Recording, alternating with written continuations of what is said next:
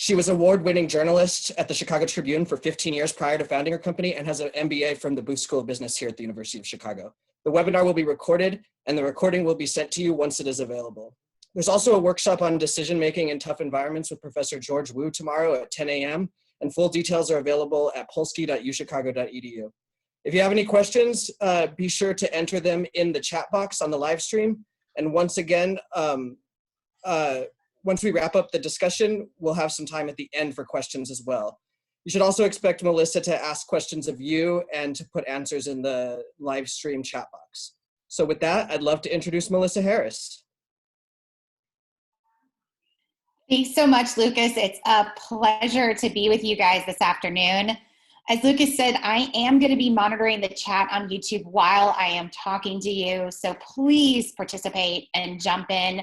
This is a very interactive presentation, and so we're going to do our best to do that, even with a slight delay in the broadcast, but we'll see how this works. Okay. So here's the good news for everybody. There are two types of crises. There are the types of crises that you cause, like Boeing caused, with a series of decisions that likely caused the deaths of hundreds of people in airplane crashes. And then there are the crises that you, for the most part, didn't cause, such as COVID. So your first goal right now for your business needs to be to not make it worse. So as I've started to do these talks, people have started to share with me examples of companies who have made it worse. For instance, on March 26th, I received an email with the subject line, tone deaf. Hello, everyone. We've received a few reply emails commenting on the insensitivity of the email we sent earlier today. I want to send our apologies because the content of that email, it has quickly come to our attention that we missed the mark and we're quite tone deaf. No one wants to have to send this kind of email. Let me give you another example. And feel free, by the way, if you want in the chat, to send over some other examples of folks who didn't hit the mark in this crisis. This one I really didn't like. Stakes are high. Stakes, S-T-E-A-K-S, told by incident response. And in exchange for participating in their webinar later this month, you have the option to redeem an e-certificate to Omaha Steaks. I just feel that this also does not hit the mark. And in a moment, I'm going to explain why. Because your goal right now as a communicator is not just to not make it worse. That's the first goal. Your goal is to do something to help. And that webinar wasn't about helping people right now. It was about a webinar to sell their product. So I think at this point in time, you have to really thread the needle. So our goals today are going to be to generate ideas on how you can help. Then they're going to be to talk about the tactics that you can use to make these efforts that you're doing spread.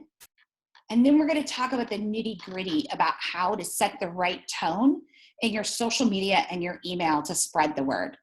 And then we're going to answer your questions. So I need you all to do me a favor. There's a little bit of a delay from my broadcast to your screen on YouTube. So please put your questions in throughout the presentation And I will get to them pretty much as soon as I see them. So don't hesitate to interrupt me. The second point is I am going to pose some questions. I'm going to give my own answers, which should give us enough time for the delay to come through and for you to give your answers in the chat room. So please don't hesitate to jump in. Here we go. I want everyone to ask right now, ask themselves, what do I need right now? What do people really need right now in general? All entrepreneurship, all new businesses that are successful start from a place of putting their customers first and start with this emotion of empathy, with this skill of empathy to try and empathize with your customers. So my first question for you is, what do people really need right now? So I'm going to give you some things that I think people really need right now. I think people need face masks. I think people need ventilators. I think people need yeast. I think people need toilet paper. But people also need a laugh. They need movie recommendations. They need puzzles and board games. They need booze.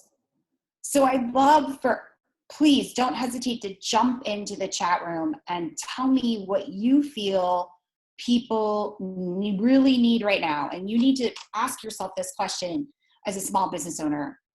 The next, guidance. I love that. Thank you on guidance. So I'm going to talk a lot actually coming up about guidance and the kind of guidance that people are looking for. So the next question you need to ask yourself as a business owner is, what can you offer that's useful and helpful? So can you, yes, empathy, can you offer guidance? Can you offer that? What can you offer? So I'm going to give you some examples from my clients of things that they're offering right now that are very much in this vein as you think about what you can offer that's useful and helpful. I love that. Encouragement. Reliable sources, news, and information. I love that. A feeling of sense of safety. I love that answer. Okay, so let me tell you what some of my clients are doing. The Chicago Reader, within a period of 3 weeks, issued a coloring book, then a cookbook, and now a puzzle. And I already have that coloring book in my living room, and my kids are drawing in it, and even my husband and I are coloring in it. One of our clients, MXD, the Digital Manufacturing Institute, put its government affairs counselor on a webinar the day the stimulus bill was packaged to walk their manufacturing members through all the benefits that were available to them. My firm, in partnership with the restaurant Parachute, people are loving to bake right now. So we launched a campaign for a single item cookbook on their signature item, Bing bread. It met its goal in 48 hours. And it also included the ability to go and pick up a Bing bread at Parachute. The Chicago Board Game Cafe. People are looking to be off of their screens at night, not be on their screens all day. And so they are offering a dinner and board game delivery service. So they're not just serving dinner, they're serving a board game. In addition, their board game coaches, once the game arrives, go on a live stream and teach you the game live. I'm going to continue to give examples, but please, I want you to think of other things that you can offer that are useful and helpful that you really need right now in the comments as we continue to go through this. One of our clients, Chicago Beyond, is bringing $1 million worth of groceries to the South and West Side, free groceries to the South and West Sides during the month of April alone. And another client up in Milwaukee, I love the Stand, Eat, Drink restaurant group. They literally converted their newest restaurant into a liquor and grocery store overnight. They thought, what do people need right now? What do people need right now? They want booze and they want groceries. And so we're going to convert one of our restaurants into a liquor and grocery store. And they got written up in Forbes. Another one of our clients, Fast Radius, they're actually producing and making face shields by the thousands right now. All of these efforts have started from a position of empathy. They've said, their goal wasn't just to not make it worse, because they weren't at fault here. Their goal was to make it better. You communicate in crisis. The best way to communicate in crisis is through your actions, not your words. And these are examples of businesses, both large and small, that are taking matters into their own hands and making people's lives better through action. Which leads me to my final point in this first segment. You must show people, not tell people. If you are offering a meal kit, show the box with all the food packed inside, or show the dishes laid out beautifully on the dining room table. If you are making face shields like our client Fast Radius is, show the video of the 3D printers making the masks. Show people how to assemble the masks. Show people what the masks look like. I love this. Oh, I love that idea of something that you can do, which is like an economic forecast by industry sector. I love that idea. If you are, an economist, right, or you work at a large financial institution, you can do something like that create economic forecasts to help people plan. I love that idea. Thank you for submitting that. Alex, I love that. That's a great one. Oh, I love this next idea. Deerfield High School and Highland Park High Schools are using their 3D printers to manufacture face masks for hospitals in the area. That is awesome. Another one, Lazy Dog Restaurant in Naperville is providing staple food items with your curbside dinner order. I love that. You know what I think would also be cool is a nice surprise and delight thing for a restaurant is to stick a little roll of toilet paper in your delivery bag as a little surprise. I think it'll just bring a lot of joy. Thank you for these amazing ideas. Keep it coming with the comments, please. Okay, so I'm going to take you now a little bit, though, up a level. There are more than 300 people signed up for this talk today, and I cannot prescribe for each of you the exact email that you should write at this time. I can't do that in an hour. I might not even be able to do that in a one-on-one consult, in 30 minutes. But what I can do is to help you strategically think about why and how ideas spread, why and how things catch on, and then so you can figure out how to apply these principles to the ideas that you're considering and ensure that you are creating ideas that are going to spread. So here's the first. There are 6 principles in this book, and I'm going to go through each of them. This is kind of the Bible for my firm and my marketing practice. Jonah Berger, by the way, is a professor at the Wharton School of Business at the University of Pennsylvania, and is a foremost expert on marketing. So here, let's get started. So the first reason or why ideas spread is something called social currency. And so here's it in a nutshell. People share things because they make them look good. People share things because it makes them look good in the eyes of others. We want to be the person who shares the hot new band, the cool new restaurant, right? We want to tell our friends about trending news and facts and information because it makes us look smart. We want to share recent trips of our, photos of our trips to Greece because it makes us look carefree and rich, even though we may not be.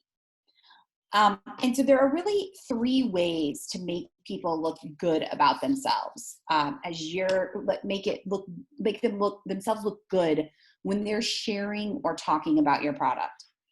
And the three main things, the first one is called inner remarkability. And I hate that name because it's like a bunch of gobbledygook jargon, which I hate. But what it really is just making a product that's awesome. And I do a whole talk on marketing strategy with Polsky on doing that. I'm not going to do that today. But the next thing that people can do to make people look cool is they can leverage game mechanics. And so a great example of game mechanics would be like the frequent flyer statuses that you can earn through airlines, right? That give you a bunch of bonuses and perks and make you look fancy, right? So I could really see a product right now where people are, it's like almost like you could see a game for like washing your hands, right? You could see, creating some type of sharing campaign of people washing their hands in crazy and unique ways.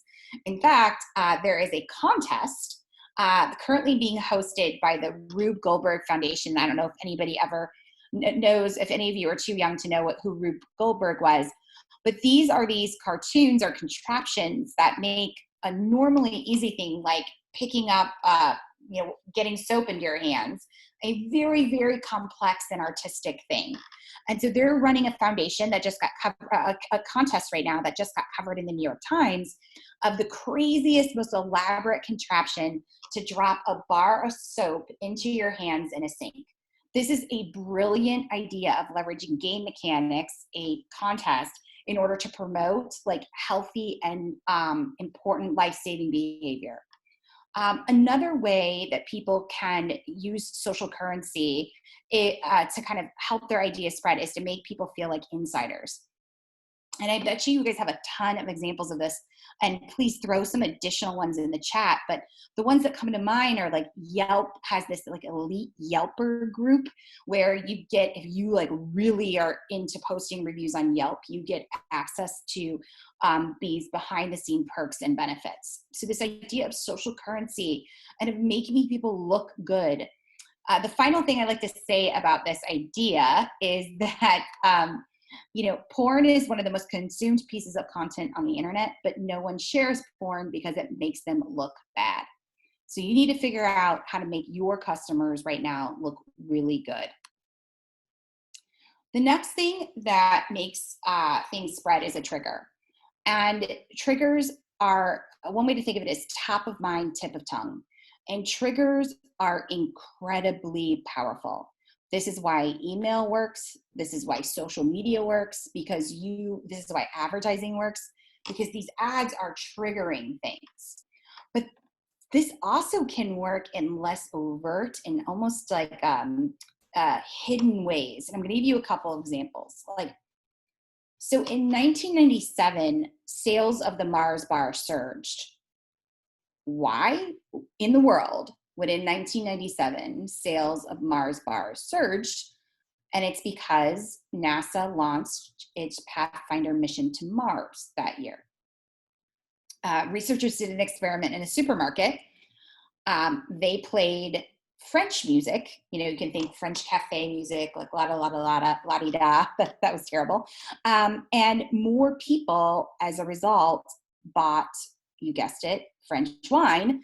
And when they switched the music to German music, no doubt more customers bought German wine. And no one would say, oh, the reason I bought that French wine was because I heard the French music. But the reality is that music is triggering their mind to think of French wine, whether they realize it or not. Researchers found that more people were likely to support ballot initiatives to raise taxes to fund schools when the polling places were located inside of schools. And in 2011, the Rebecca Black song Friday just took off. and went viral. And of course, guess which days of the week? Searches for the song Friday spiked, and indeed it was on Friday. So really clever marketers figure out how to use triggers in effective and creative ways.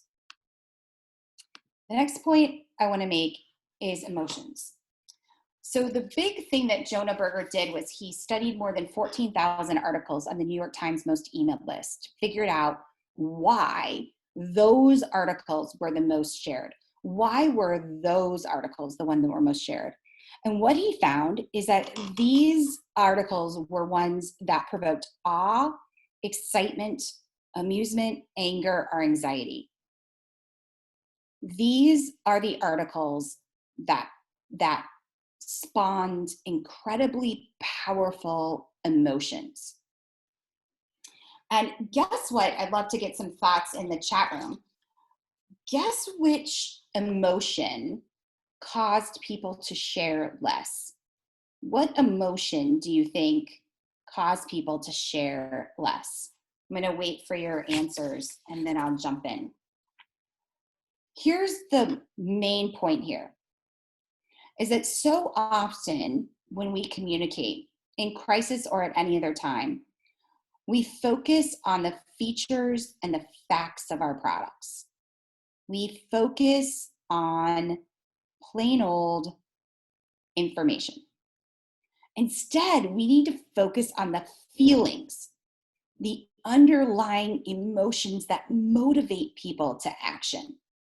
And I think many of you already close on anger. Very good. Sadness. That's the answer. Very, very good. Sadness. Derek, excellent. So here's the important thing to remember on this. You all identified this at the top of the hour when I asked you to tell me what people need. And a lot of the things you answered were things like encouragement and support and laughter. It was emotions. So when you're thinking about designing your campaigns and your communications in this time, I want you to start not with the facts that you have to convey, but the emotion that you are trying to produce in the eyes of your customers and your audience. Okay, next point. We have 3 more. Okay, I talk about this often. So those of you who have heard my talk know this.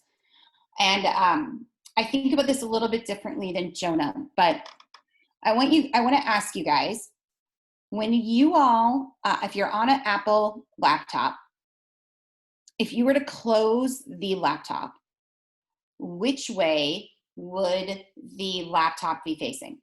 Or which way would the Apple be facing? Which way would the Apple be facing? And the answer is that if I were to close my laptop, the Apple would be facing upside down when it's facing me. And when I open the screen, and if I'm sitting on the other side of this table, on the other side, the Apple is facing up.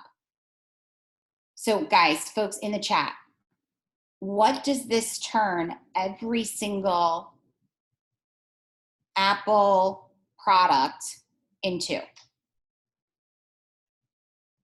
What does this turn every single Apple laptop into? It turns it into an ad. It turns it into a walking billboard for Apple.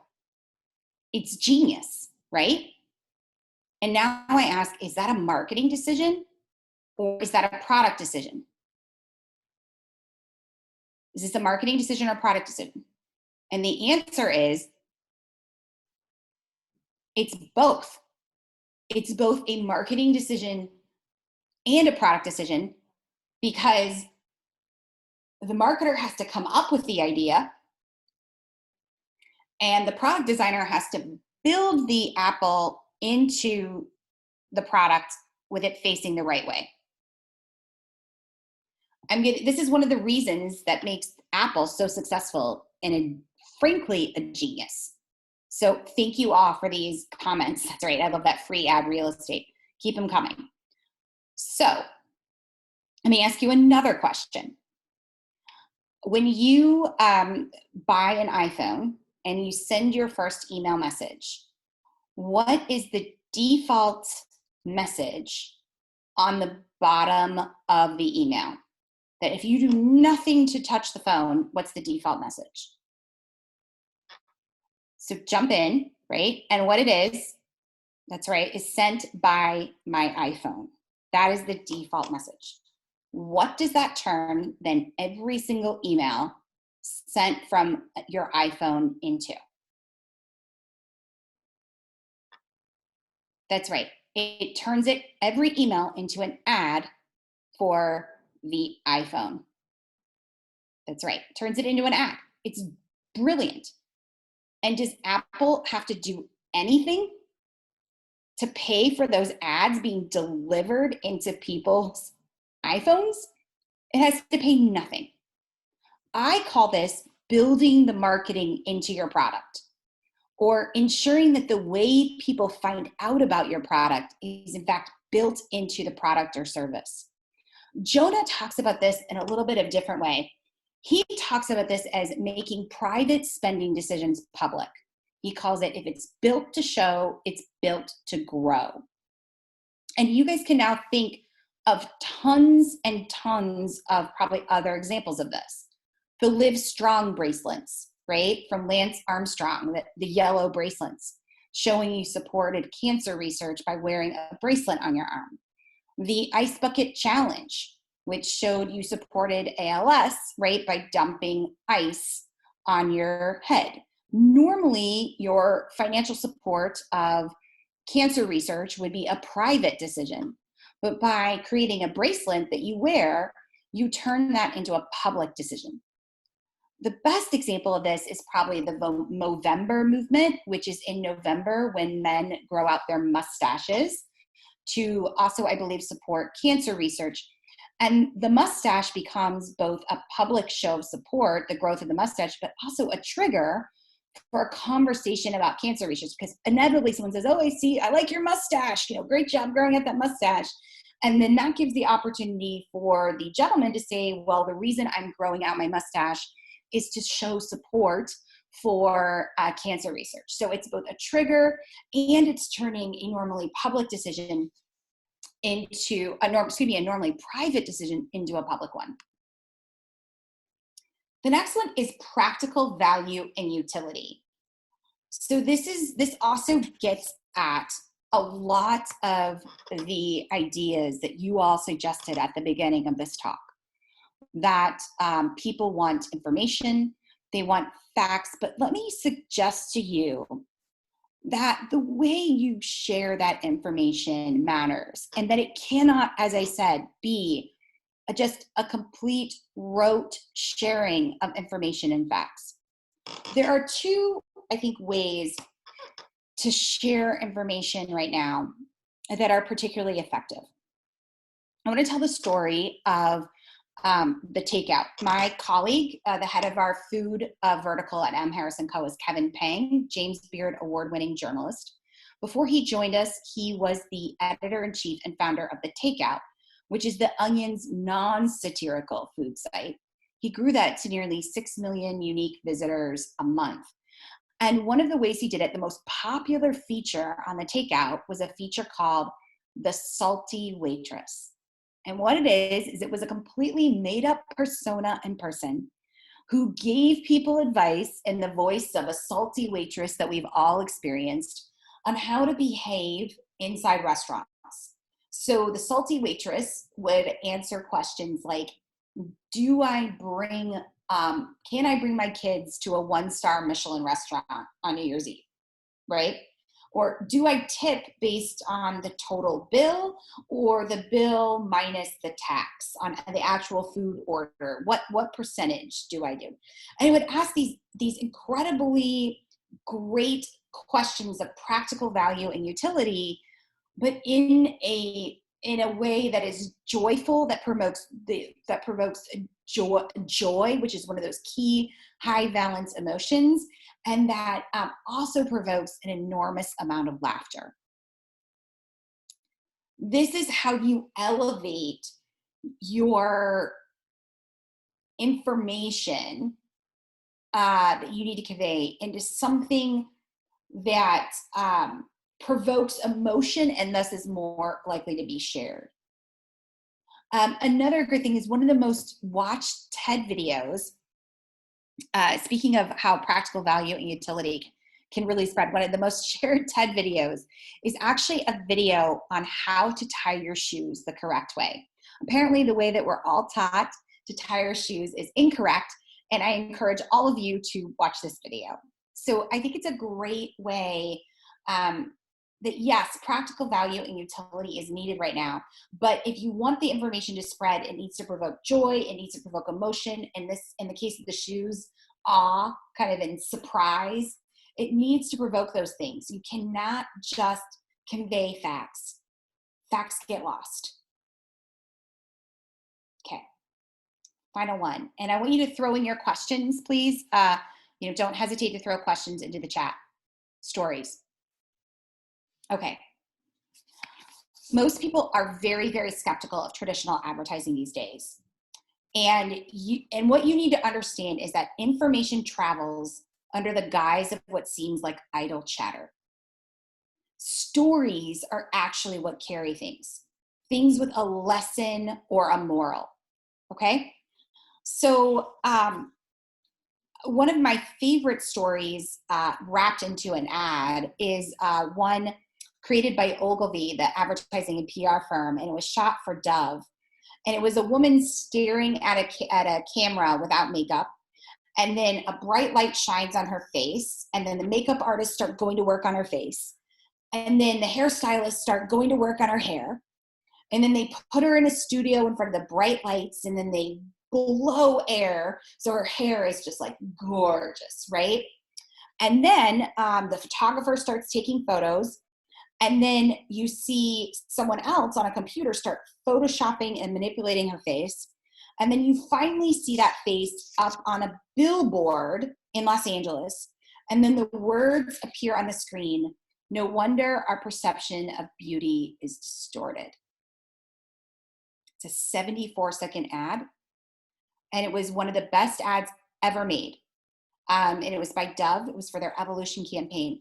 And when you think about it, they could have gone on a screed about the wrongs of the media manipulation and how the industry has like hurt women, and instead they showed they didn't tell.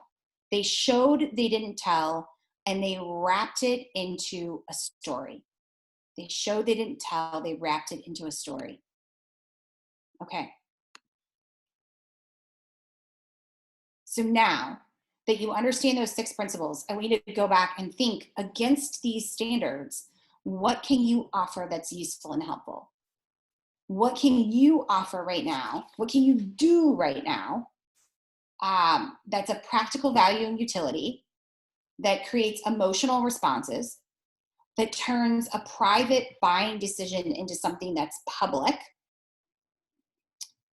and that and that makes your customers and the people who support this effort look really good. So I want you to just use this as a criteria by which you can judge and narrow some of your ideas. Final points before we take questions. Here we go. This is the nitty-gritty stuff that I was promising on how you communicate and do email in this era and social media. You must have an objective. Raise your hands if you've thought something like this in the past couple of days and weeks. Some brand we apparently gave an email address to 3 or 4 years ago wants us to know they're here for us in this difficult time, right? So this is this is something that I'm sure we've all experienced this, right?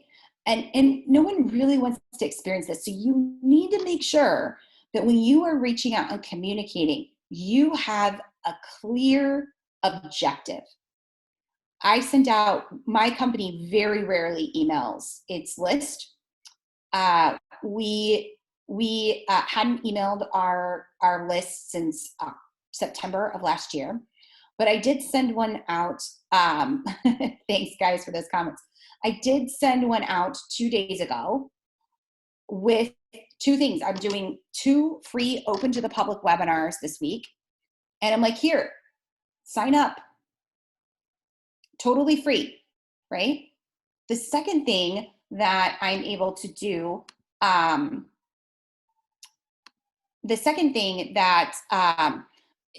was on there was the ability to buy the Bing bread, and people cannot, oh my God, someone got an email from Pella Windows telling them they were here for them. That's hilarious.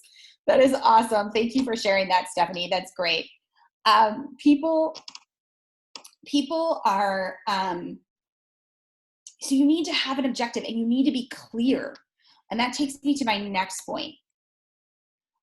You need to make your message clear and consistent. One of the great gifts you can give to people right now is clarity. Look at the governor of New York. Clarity and consistency. Look at our governor, J.B. Pritzker. Clarity and consistency, right? If you need to make sure those subject lines are absolutely 100% clear. You need to explain to people what you want up front. Do not make them read through 7 paragraphs of content in order to find out what you are wanting them to do. I just received a really great email, actually, from an organization today that was I didn't like the subject line, but it was absolutely clear what they wanted. This is what it said. I thought it was beautiful. I'm pulling it up right now. Hold on. So what they said is that they said right here, I'm moving this on my screen so I can see it.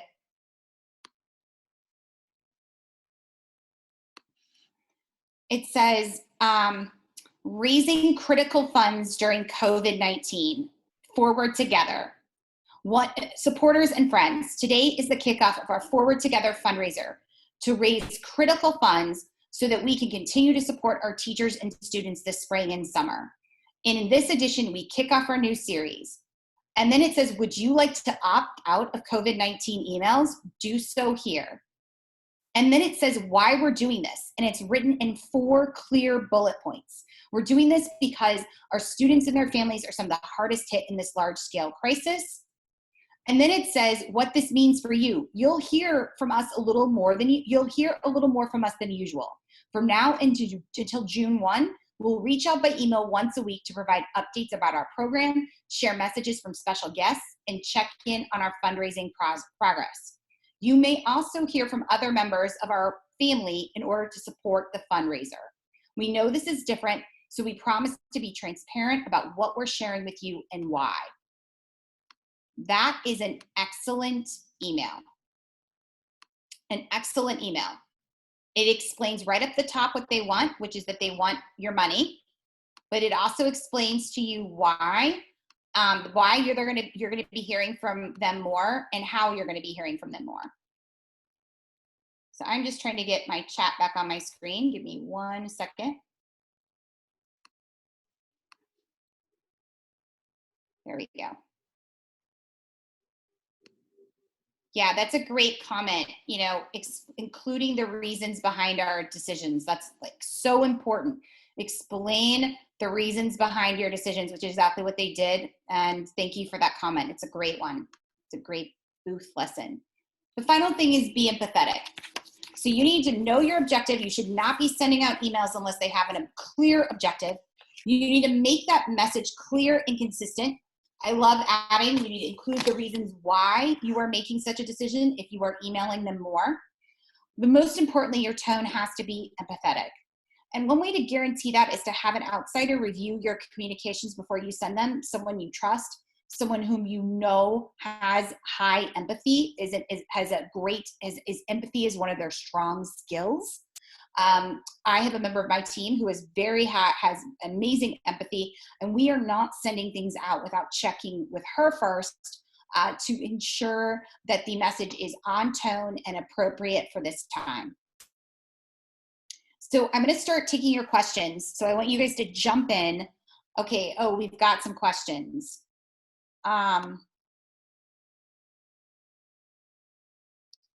Okay. Tom, a lot of activity goes into social marketing, triggering, and creating attention and brand building.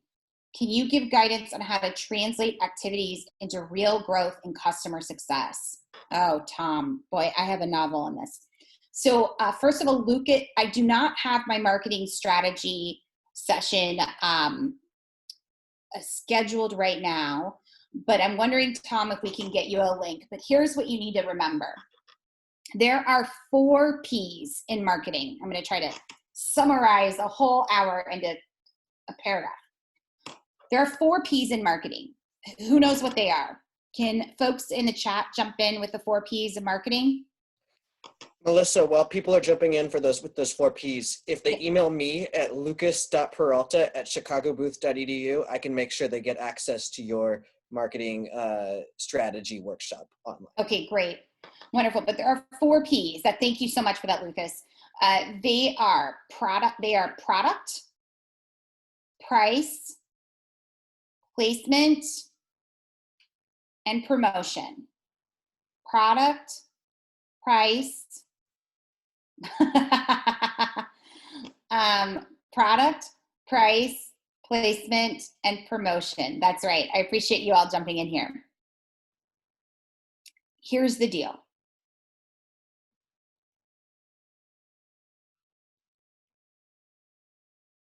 Too many times, people make products that people don't want. Too many times, people create a product and then they say to a marketer, go market it. And the marketer has no control whatsoever about the product and whether the product is actually wanted. You know, we launched the Bing Bread Cookbook on Kickstarter, as I mentioned last week. It sold out in its entire first printing in 48 hours.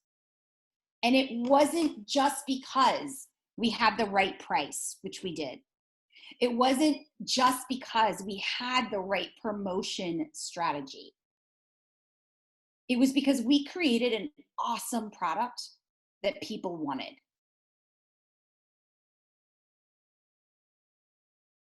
So when I talk about marketing strategy, I very much emphasize this idea called product market fit, which is essentially ensuring and pivoting and iterating your product or your service over and over again until you get an explosive reaction from your audience. Explosive reaction. So just remember that if you are spending tons of money on what's known as pushing your product, right? Pushing social media, blah, blah, blah. You really need to take a hard look at your product and whether it's something that people want. And you also need to follow the guidance that I just gave you in Contagious and ensuring that the way you're communicating about that product is in a way that sparks emotion and isn't just about facts and features. You need to read Contagious, apply those ideas. Another book that I recommend is called Growth Hacker Marketing by Ryan Holiday. We can actually get you a book list when we're through, but just don't forget that marketing is about the product as well. It's about ensuring that you have a product that people want. And too often marketers aren't allowed to be given the opportunity to ensure that. More questions. Let's take more questions. I'm looking here at the comments.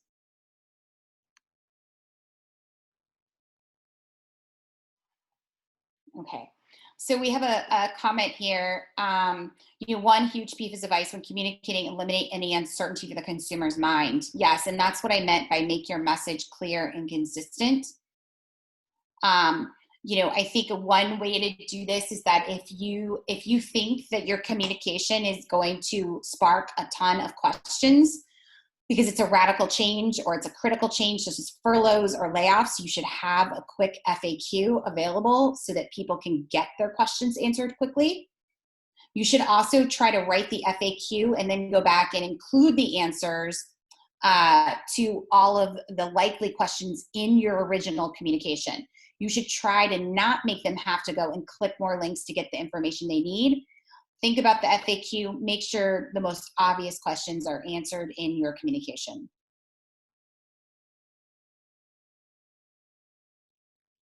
Let's take other questions.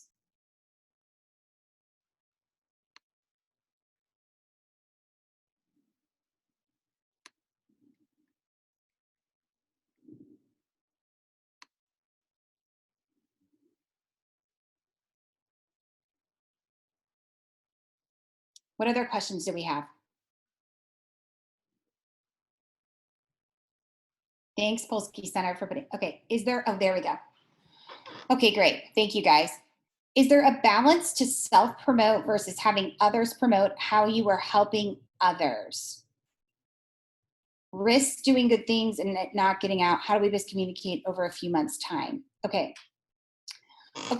so I think Mary, this is a great question. This is what I would say is that one of the great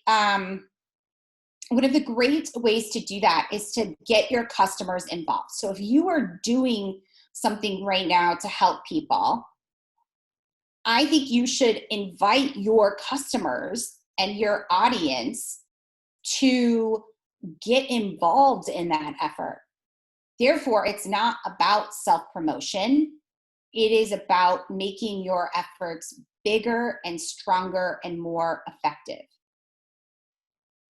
And then how do you best communicate over a few months' time? Once you get going, you need to show, do not tell. You need to show, do not tell. Do not tell people you're doing good things. Put together a short little video of you doing good things. Or do not tell people you're doing great things. Put out a photo of you doing great things. Hopefully that answers that question pretty succinctly. Mark, okay, for crises that impact your business adversely, how do you apologize to your customer suppliers without admitting fault and potentially incurring liability? Oh my God, I'm so glad, Mark, you asked that. Let me just look at these other two questions. I'm going to get to that. With organizations during a period of great change, how do you target multi-levels of communication where audiences are uncertain? Okay, Tom, that's a tough one. Give me a moment on that one. Can we kill disruptive as a method of marketing strategy? All effective marketing is disruptive. Even the crappy emails are disruptive because they strike a nerve and you remember them. Oh, that's so great. Chuck, that's hilarious. Great comment.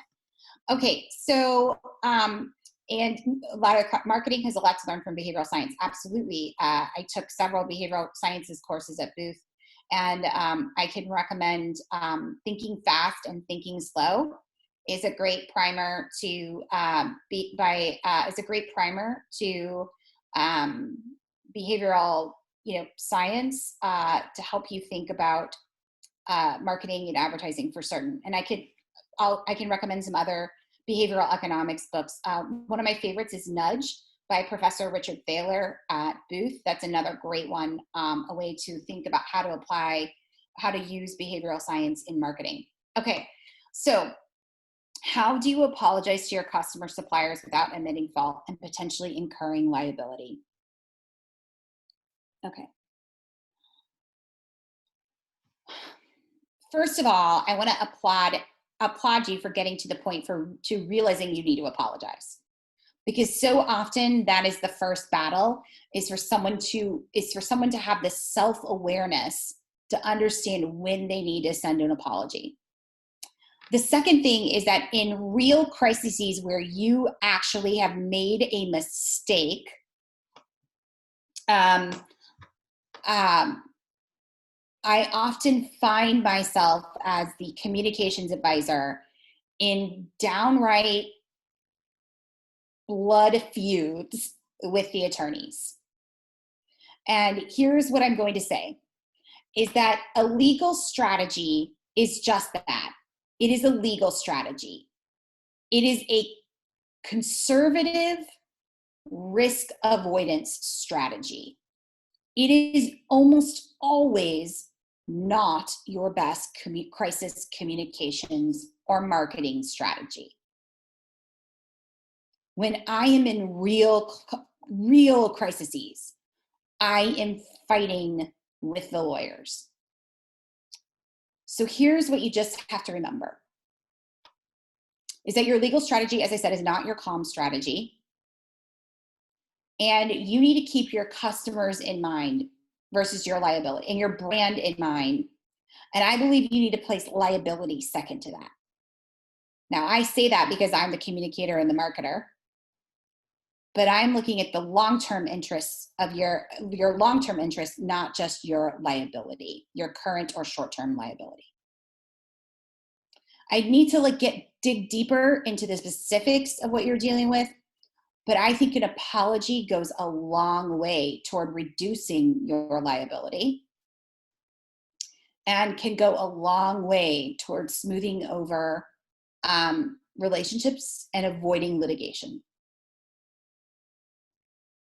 So I am always in favor of an apology when it's warranted, which is most of the time. If you're having to ask yourself whether I should apologize, most likely you should apologize. Hopefully that helps you, Mark, with that question. Tom, within organizations during a period, keep on submitting additional questions, folks. We have 7 more minutes, so please keep on throwing them in. Okay, Tom, within organizations during a great period of change, how do you target multi-levels of communication where audiences are uncertain? Okay. I think what you're saying, Tom, is that, and tell me in here if I'm wrong, is that you have one message that you need to send to one person, and you have another message you need to send to one person, but you aren't exactly sure who needs to be in which bucket.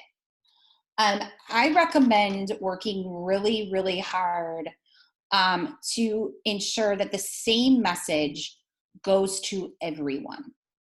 I am a firm believer of trying to message to the broadest number of people possible and not sending different messages to different audiences. What this often requires is spending a lot more time crafting that communications than you like. And I think there's some great messaging rubrics out there that you can download on the internet, et cetera, that can help you, though, quickly craft and narrow down and tighten and focus what you're trying to say, and to figure out how to get all the points you want to make into a single message. Beyond that, I think I'm going to have to, defer to getting a better understanding of your particular challenge, because I'm sure that each case is different. Okay, back to the Yards Coffee Co. Aside from social media emails, what are other effective forms of marketing do you recommend to small businesses with tiny budgets in this time of crisis? Okay, that's a great question. Okay, so first of all, I recommend that let's say you're a coffee company, and I assume you are still shipping, right? You need to figure out how to turn your customers into your marketers. So the way that Apple,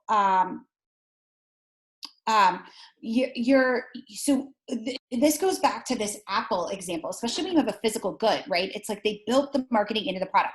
You have got to build something into your shipment of that coffee that is going to be so inspiring and so boom and pow that you're going to share their purchase of Back of the Yards coffee on social media on their own without you having to do anything other than just sell and ship your product to create the marketing. So what if you shipped coffee now in boxes that were bright colors, or you shipped your coffee, how about this? Oh, I love this. What if you shipped your coffee now in a box that could be unfolded and turned into like something you can color? That the box would like unpack and you could color it. What if you created like an art contest of like what people did with the coffee bags that you ship them, right? If they painted something amazing on it and posted it online under a hashtag, you know, you could reward with additional coffee the people who created the most artistic things on your social media feed. What if you had like a coffee bean art contest with like the coffee beans that you sent? I'm not exactly sure exactly what you do, whether you are like a Starbucks or you're a roaster or you ship beans to restaurants or something like that. But you can come up with really creative ways to turn your customers into your marketers. And I don't want anyone to think that this is an idea, and folks, keep on, I can probably take one more question. I don't want anyone to think this is an idea that like Apple created. You know, when I love Agatha Christie books, and when I read Agatha Christie books, you know, or any kind of serialized novel, what usually is at the end of the novel? Almost always, it is the first chapter of the next book, right? They built the marketing for the next book into the book that you're reading, and that's been happening, you know, for a century. Another great example is like when you go to get your oil changed, as part of the service delivery, what does the service person put in your car window? They put a little sticker with the brand, typically of the oil that they put in your car, which makes a normally private decision a public one, and it reminds you when to come back to get your next oil change. They built the marketing of their service into the actual delivery of the service. So I'm going to stop right here because it is 2:58. I want to thank you all for your absolutely amazing questions, and for working with me through the chat, given that I am on a little bit of a delay. I hope it wasn't too noticeable. So in summary, I just want to remind you to know your objectives, know why you're communicating, be clear about your message, be consistent about your message, and be empathetic. Use your brain trust to come up with creative ways to turn your customers into your marketers, to make personal decisions, personal purchasing decisions public, and to create great emotion and to make people proud to be your customer. Thank you guys so much. Lucas, I'll turn it over to you for any final remarks. Yes, I would just like to thank you one last time as well, Melissa. Thank you so much for being here. I know that this is a scary time for many of our entrepreneurs, and I hope that they walked away having learned something and having thought through some creative solutions to this problem that they're facing right now. As a reminder, the webinar will be recorded, and that recording will be distributed once available. And also, if you are at all interested, please join us tomorrow at 10 a.m. for our workshop on decision-making in tough environments. And that workshop will be taught by Professor George Wu. Full details are available at the Polsky Center website, which is polsky.uchicago.edu. Thank you so much, and we hope to see you at future Polsky events.